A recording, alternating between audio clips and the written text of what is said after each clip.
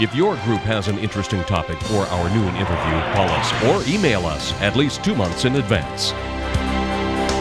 Well, author and ghost hunter and photographer and historian, etc., Bruce Raish joins us on the noon show today. My pleasure. Very excited to have you here. Thank you. And of course, I'm jealous because your job, you don't actually have a home base. You just travel all the time. That's your job, huh? Over the West. It has to be the American Over the West. Yes, Absolutely. love the West. And you know, you're listed as a ghost town hunter, which of course you travel to ghost towns, but you've kind of added some of the spiritual side to that a little bit. Yes, I was staying at these ghost towns or their cemeteries if there was a legend of a spirit, and my readers liked it and said, give me more ghosts. So I thought, the Stanley, Stephen King, that was a no-brainer. And my latest book was Haunted Hotels of the West.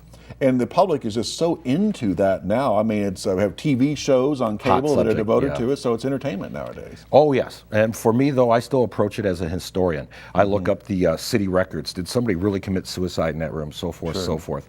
Then I go and visit the hotel and go up to the front desk and say, hi, can I have a haunted room tonight, please? And they'll probably find one for you. Lots of times they're taken a year in advance, but other times it does fall under the category of careful what you wish for. Absolutely, I would imagine. You probably have had several experiences you can relate. Most times it's just a good steak or cheeseburger at the restaurant, but a couple of times, yeah, I did. I stay at the Alex Johnson when I'm here in Rapid City, and I asked for either room 802, where the bride's supposed to have leapt from the window, or 812, which is another haunted room on the 8th floor. And the experience I have there is my cell phone goes nutty. It says the different date, month, time. It even says it's 2009. Oh. Yeah. Now I'm here in your studio, and my phone's fine. So over there, though, everything was on time. When I'm in room 812 or 802. Yes. It's a nice hotel. Don't let the ghost scare you. Just couldn't tell time. Right. Yeah. Or use my phone there. I have to go down to their Seattle's Best coffee shop to do it.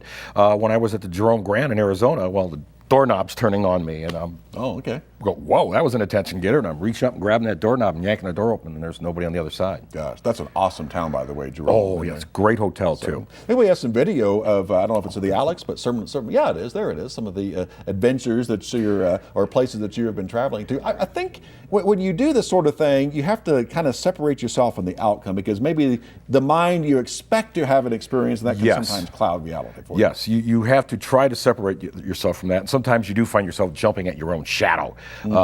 But sometimes you have experiences that you didn't even know about if you weren't informed about that yet, and so then you know it's not the power of suggestion. Right, and this is, I guess, one of the rooms that we saw in the Alex Yes, Johnson. that was the 802. That's where the bride is supposed to have leapt from the window. A couple things about my books. The Ghost Town books is a series. I got one on Wyoming, one on the Black Hills, and one on Idaho, and I'm working on one on Montana. All of my books are made in America. They're made in Marceline, Missouri, the birthplace of Walt Disney. They still have the Mickey Mouse ears on the street signs. And all of them are dedicated to a family military veteran, which the family says that means I have to write 15 more books. Tells you something about the family. Yeah, so it's family tradition. It's where I got the hat. And in fact, speaking of books, you're going to be at the Adams Museum in Deadwood tomorrow for from 12 to 2 to do a book signing, and I'm also giving out free posters with each book that's purchased there. And is one of these books going to be the ones that will be there? All four of my books will be with me. I take them to all book signings. So even if the store doesn't carry them, you can get them there that day at the book signing. And you can get my books all over the Black Hills here. They have them at Mount Rushmore and at Borders and at the Prairie's Edge and the Alex Johnson gift shop and at Spearfish. They have them at the Book Trader. They're all over here. All over the place. I think it's really neat because I think most people don't realize just how many ghost towns there are in the Black Hills. Much less all around this area. Some nice ones. Tinton's a good one, and please, people, don't pick up any artifacts. Absolutely. It's sad how many times you see people actually ripping off the wood to put into their fire ring. And you're in the middle of a national forest, and you got someone has to tell you it's a bad idea to take down a 120-year-old miner's cabin. Exactly. Preserve your own history. It draws tourism into your own community. Absolutely. Well said. Well, looking forward to having you come back and share some more experiences with us. My pleasure. Very come nice back to meet every you. year. And again, tomorrow in Deadwood at the Adams Museum. From 12 to 2. Yes, Sounds sir. good. Thanks. Appreciate it. We'll be right back.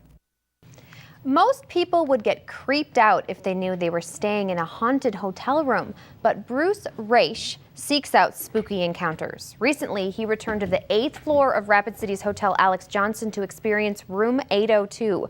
The spirit of a lady in white is said to occupy the room. She committed suicide by jumping from her window on her wedding day after she caught her new husband being unfaithful in the 1970s. Raish has been here once before when he was researching his book, Haunted Hotels of the West.